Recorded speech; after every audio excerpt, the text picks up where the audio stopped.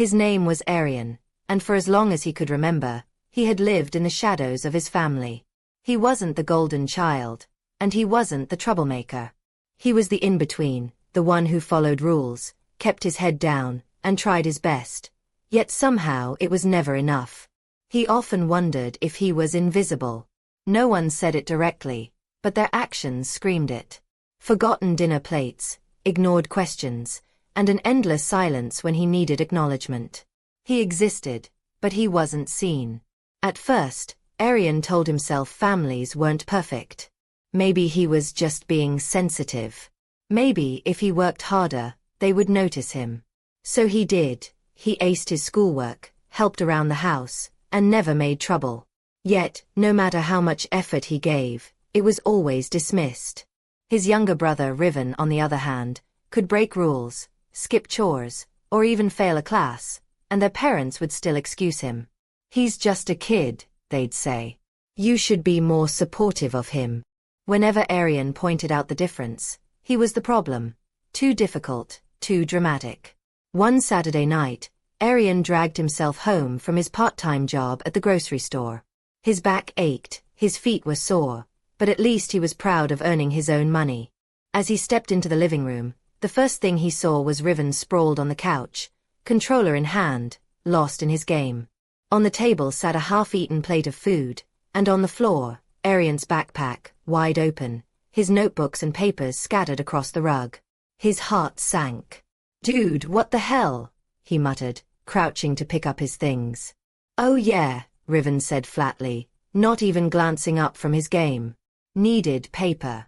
Took some." Erian flipped through his notebook, stomach twisting. The hours of notes he had worked on were gone, torn out. His chest tightened. "Are you serious?" he asked. Riven finally looked over, smirking. "Relax. They're just dumb notes. Not like you're doing anything important anyway." The words stung more than they should have, but deep down, Erian knew this was how his brother really saw him. How they all saw him. Unnecessary. Forgettable. "Where are they?" Erian asked, voice tight. Riven shrugged. "Dunno. Probably in the trash." Something inside Erian went cold. He forced himself to stay calm. "You're unbelievable," he muttered, moving toward the kitchen. Just then, his parents walked through the door, laughing about some private joke that didn't include him. The moment they saw Erian's face, their smiles faded.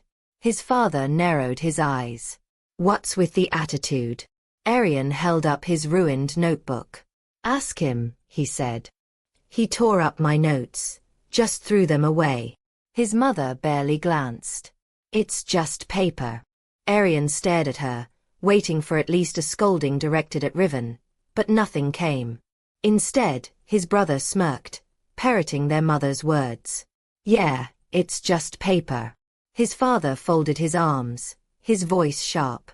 "You know, this attitude is exactly why no one wants to be around you." Erian froze, the words cutting deeper than anything he had heard before. He turned slowly, disbelief in his eyes. "What did you just say?" His mother sighed as if exhausted by his very existence. "You overreact to everything, Erian. Always playing the victim, always causing problems." His throat tightened. Causing problems? For expecting basic respect? For not wanting my things destroyed? Riven chuckled from the couch. "God, you're so dramatic." Erian's hands trembled, but his voice held steady. "You act like I'm the issue, but you don't even see what's happening. You let him do whatever he wants." His father's jaw tightened. "Because he's not the one constantly whining." Those words landed like a punch. Riven leaned back, arms stretched across the couch, smirking like he had won. "No one wants you here, man." Erian's chest felt hollow, but what destroyed him wasn't his brother's cruelty, it was the silence that followed.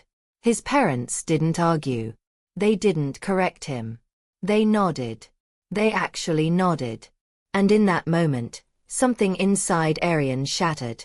He didn't yell. He didn't cry. He didn't beg. He simply let out a quiet breath, his voice calm and final. Okay. Then he turned and walked upstairs.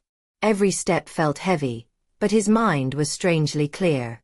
He pulled out his duffel bag, stuffed clothes inside, grabbed his few valuables, and zipped it shut. He wasn't wanted here. He didn't belong here. And if they thought they could throw him away, he would show them how easily he could walk out of their lives. The night air was cool as Erian stepped outside, duffel slung over his shoulder. He didn't look back at the house. He didn't need to. He walked down the street until the lights faded behind him. With nowhere else to go, he called a friend, someone who had always shown him more kindness than his own family ever did. When Erian arrived, his friend didn't ask questions. He just handed him a blanket and said, "Stay as long as you need." That simple gesture felt like home. The next morning, Erian's phone buzzed non-stop. He ignored it at first, letting the calls stack up, 12 missed calls, then more texts.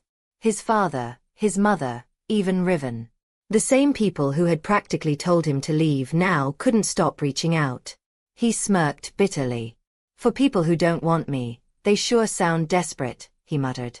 He tossed the phone aside, enjoying the rare silence of a home that wasn't filled with criticism. Eventually, curiosity got the better of him. He scrolled through the messages. His mother's first text read, "You're being immature. Come back." His father's message followed, "Enough of this nonsense. Stop acting like a child." Erian scoffed. So, they didn't miss him. They didn't regret what they said. They just wanted control again. He was about to put the phone down when a new text appeared from his mother. "Come home now. We have a problem." Erian frowned, staring at the screen. A problem? Against his better judgment, he typed back 2 words. "What happened?" The reply came almost instantly. "Your brother screwed up bad." Erian leaned back on the couch, a sharp laugh escaping him. Of course. They didn't miss him, they needed him. And suddenly, the tables had turned. He didn't reply right away. He let them sweat, let the panic build. If Riven had landed himself in trouble, then for once, they would know what desperation felt like. After 10 minutes of silence, more texts poured in. His father wrote, "We don't have time for your attitude. Just come home." His mother followed, "Please. This is serious." That nearly made Erian laugh. When his problems were serious, they told him to get over it. But now that Riven was in trouble, it was suddenly urgent. He typed back slowly, letting each word sting. "Not my problem." Then he set the phone down and went back to his breakfast. Almost immediately, his father called. Erian let it ring, then declined. A second later, a text buzzed. "You're being selfish." He barked a laugh. Selfish. Coming from them. He was still shaking his head when his mother's next message appeared. "Your brother's been arrested." Erian blinked, eyebrows lifting. Well, that changed things. He grabbed his friend's car keys from the counter. His friend raised a brow. "You sure about this? Thought you were done with them." Erian smirked. "Oh, I am. But I need to see this for myself." 15 minutes later, Erian's friend pulled up in front of his parents' house. The scene was almost surreal. His father paced back and forth on the porch, phone pressed to his ear, his face pale with stress. His mother sat on the steps, her head buried in her hands. For once, there was no laughter, no sharp remarks, no smug dismissal. Just silence and panic.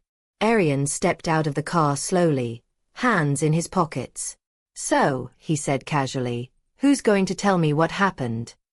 His father's head snapped up, eyes blazing. "Where the hell have you been?" Erian arched an eyebrow.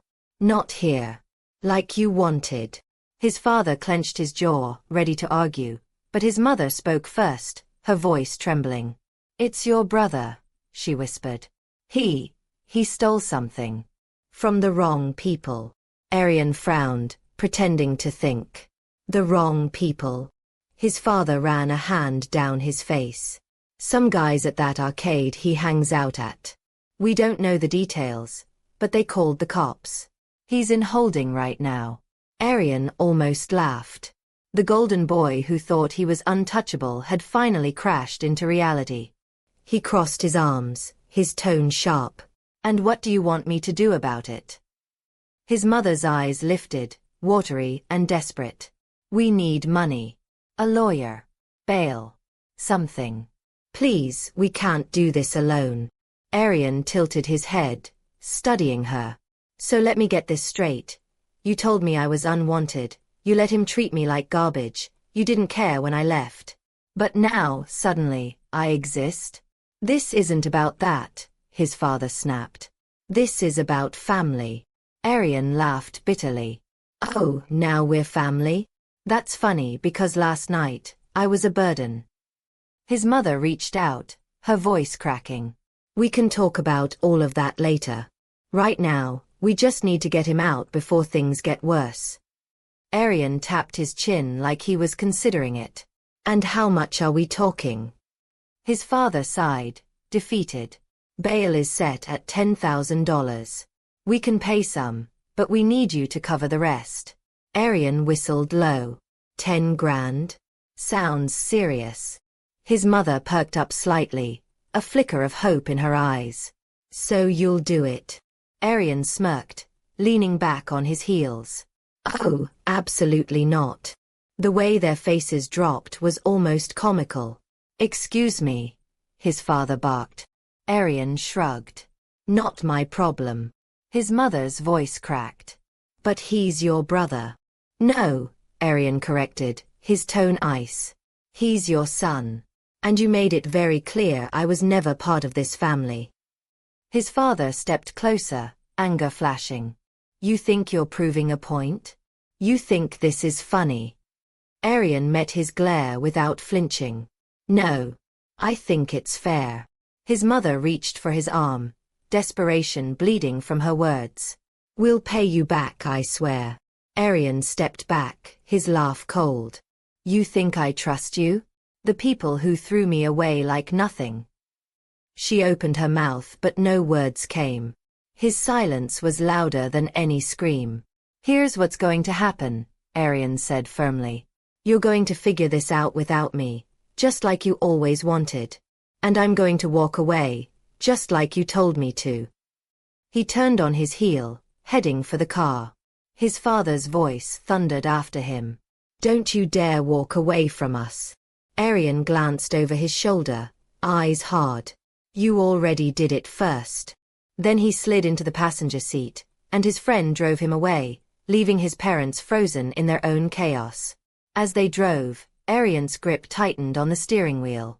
He should have felt triumphant. He should have felt like he finally won. But instead, he felt hollow. Not regretful, just empty. He knew the truth now. Even when they begged, even when they needed him, they didn't see him as family. They saw him as a wallet, a solution, a safety net. And now that net was gone. He leaned back, closing his eyes. "They're not my problem anymore," he whispered.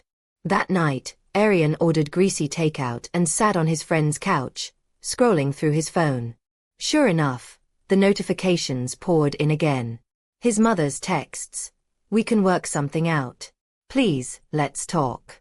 His father's. "Your brother is still in jail. We're struggling to get the money together." His mother again. "I know we were harsh before, but we're family." Erian snorted so loudly he nearly spilled his soda. "Now we're family? That's rich," he muttered, shaking his head. Just as he was about to set the phone down, another message came in. This one from Riven. "Come on, man. You're really going to let me rot in here?" Erian burst into laughter. After all the times his brother had mocked him, shoved him aside, and called him useless, now he wanted help? Erian typed back slowly, savoring every word. "You told me no one wanted me around. I'm just respecting your wishes." Slightly smiling face, he hit send. A minute later, the word read appeared. No response. Perfect. The next morning, Erian woke to a flood of new messages. Groggy, he rubbed his eyes, unlocked his phone, and scrolled.